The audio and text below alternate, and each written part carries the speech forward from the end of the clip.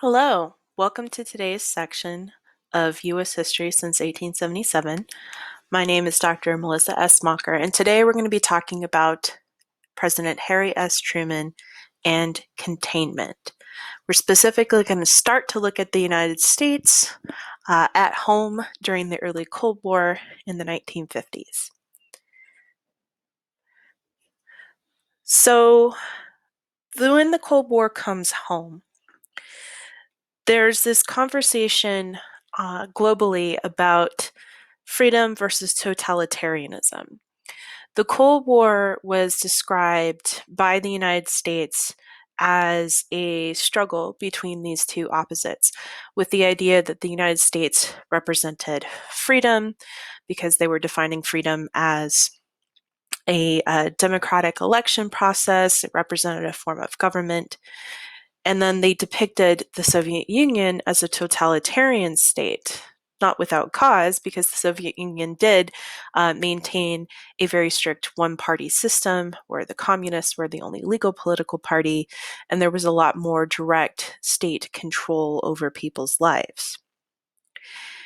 Now, during the same time period as we're having this struggle between the United States and the Soviet Union, there's a move towards defining once and for all what exactly human rights are.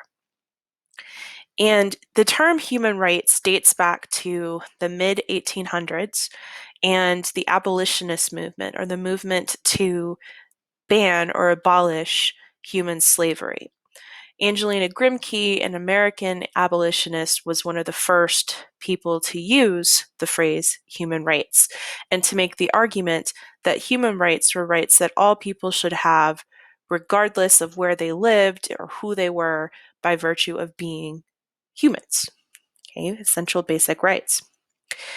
And after World War II, the United Nations actually moves to try to come up with a universal definition for human rights. So the United Nations in 1946-47 starts to work on a universal declaration of human rights. This, for them, was the defining nature of what rights you should have as a human being, regardless of where you lived. Now, getting its member states, including the United States and the Soviet Union, to adopt this definition of human rights was tricky. And so the United Nations, in order to encourage adoption of this platform agreement by its member states that these were universal human rights that they would recognize and protect, broke this declaration into two pieces: civil and political rights, and then economic, social, and cultural rights. The United States seizes on the civil and political rights section of the Universal Declaration on Human Rights. This focuses on things like free and fair elections, a representative form of government, free speech, and other civil liberties. And the United States said, well, of course, this is how we define human rights. The Soviet Union does not live up to human rights as defined by this section, but we do a pretty good job at this. The other portion of the Declaration, the economic, social, and cultural rights portion, was championed by the Soviet Union, who made an argument that the United States was repeatedly in violation of this section. So economic, social, and cultural rights, that portion of the Universal Declaration on Human Rights, covered things like a basic standard of living, equality, especially between the sexes, a lack of discrimination towards different religious and minority groups. And the Soviet Union said, well, our communist state is set up in such a way that we do this better than the United States, because look at how women are not equal to men. Look at how minorities are facing legal segregation in places like the American South. So the Soviet Union really clings to this half of the Declaration on Human Rights and says, you know, we're doing this well, the United States sucks at this. The United States, in fact, will take until the early 1990s to formally adopt the civil and political rights piece of the Universal Declaration on Human Rights. And the United States has never actually officially adopted the second half, the economic, social, and cultural rights portion of the United Nations Declaration on Human Rights. So this was an attempt by the United Nations to come up with a basic standard for all humans, regardless of where they lived. But again, this gets caught up in the Cold War with the United States arguing that when it comes to human rights, civil and political rights are the most important, whereas the Soviet Union instead argued that, well, it's economic, social, and cultural rights that are the most important. So an attempt to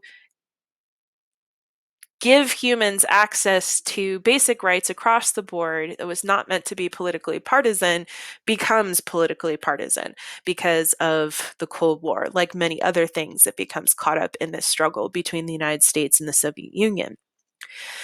And in fact, this divide on human rights makes it so that the NAACP, or the National Association for the Advancement of Colored People in the United States, actually petitions the United Nations in 1947, arguing that the Jim Crow system of segregation in the South is a violation of the UN Universal Declaration on Human Rights and therefore needs to be formally investigated.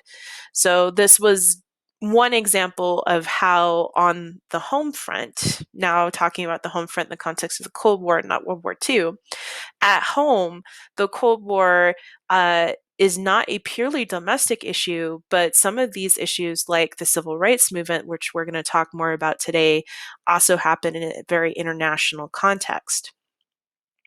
So the basic idea of human rights becomes so hotly contested because different states have different political agendas for contesting this. For the United States, the economic, social, and cultural piece in the late 1940s and early 1950s was very much harder for them to realize given the system of segregation in place in the South, given the tensions still existing between different racial, ethnic, and religious groups.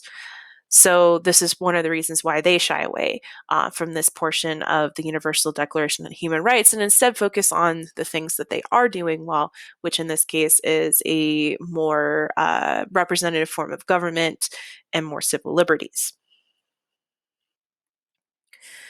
Now, Harry Truman, who we mentioned in our discussion of World War II, takes over as president from Franklin Delano Roosevelt upon his death in 1945.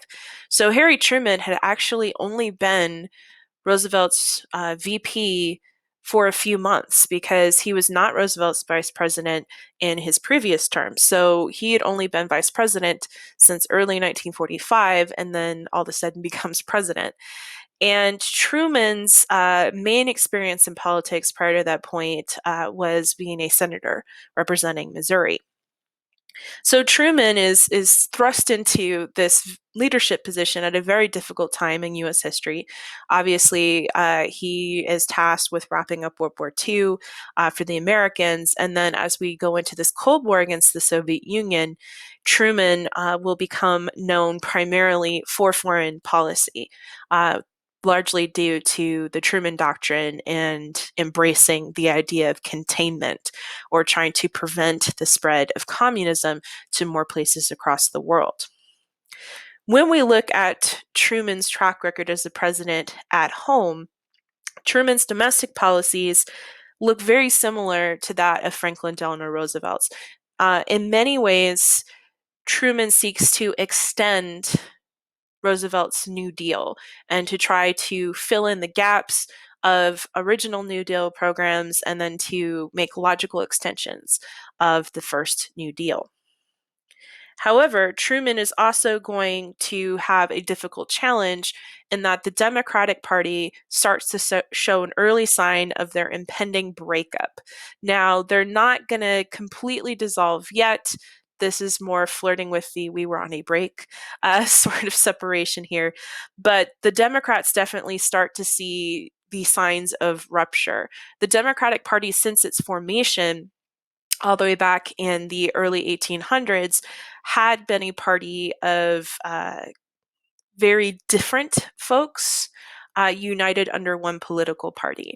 So what we're going to start to see is the coalition of these very urban, northern, and western Democrats with these very southern, rural Democrats is going to start to break apart during Truman's time in office, but the separation will not be officially complete until the age of Richard Nixon, who we'll talk about later. Now, one of the chief tasks at home that Truman had to deal with was navigating this transition from wartime to peacetime, or at least quasi-peacetime, with the Cold War still happening. So after the total war during World War II, we had to oversee this process known as demobilization, or gearing down the economy from producing nothing but war materials, from running around the clock to crank these materials out as fast as possible, to now converting back to peacetime production, back to producing consumer products like we had before. And we also have to absorb now all of these veterans who are now returning home. They're being separated from the service, and they would like to go back to their pre-war jobs and go back to normalcy. In particular, 9 million men are all of a sudden now coming back to the workforce from the armed forces. And so this is a time where people are very nervous about a return to an economic depression, that we will completely lose the economic progress we had made during World War II. So Truman decided to use this time to strike what he called his fair deal. So Truman works with Congress to propose further strengthening the social safety net by calling for a national minimum wage, health insurance, and expanding existing programs. Now, Truman's proposal sounds really good, but it gets held up in Congress, especially this idea about extending health insurance and healthcare access to everybody is still, as it is today, a little touchy, a little bit of a political football. And so while Truman's working on this, we're going to see some level of disruption and dissent at home. In 1946, we have a strike wave break out across various industries. Nearly 5 million American workers walk off the job to protest the spiraling cost of consumer products, because, again, until these industries reconvert, there's a scarcity, and also the diminished buying power that their wages got, or what we call real wages. In other words, what you can actually get for the money that you make. Of these 5 million Americans who walked off the job, 1 million alone were in the steel industry. Part of this walkout is also about unions. So the unions had made a lot of gains during World War II as more and more Americans went into the industrial workforce. And there's a sense within the unions that they really want to continue this growth in membership by expanding into the South, what they called Operation Dixie.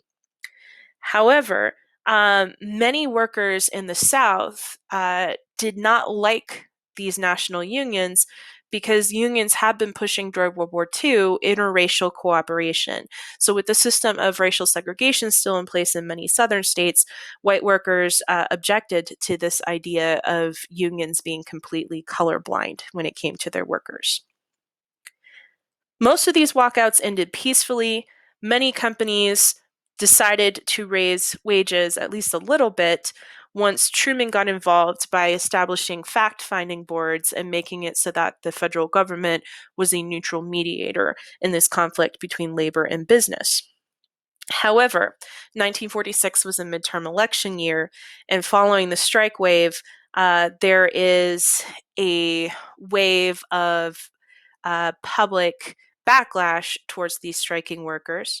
The Republican Party does well in these elections, and in the following year, 1947, Congress passes the Taft-Hartley Act. So the Taft-Hartley Act was a restriction on labor to try to prevent future strike waves like they had seen during 1946. The Taft-Hartley Act gave the president the authority to suspend a strike, by declaring a cooling off period of 80 days. So, in other words, if workers declared their intent to strike through their union, a formal strike, the president could basically hit the pause button on that and say, you got to wait at least 80 days. The Taft-Hartley Act also outlaws sympathy strikes, which was workers in another industry striking in support of workers in a different one. And it also prevents secondary boycotts. The Taft-Hartley Act declares that there will be no closed shops. In other words, unions cannot demand that only union members be employed by a workplace. And as a sign of the times in the early Cold War, the Taft-Hartley Act also requires an official pledge of American loyalty by union members. We're going to be talking more about loyalty pledges next session when we talk about McCarthyism in the 1950s.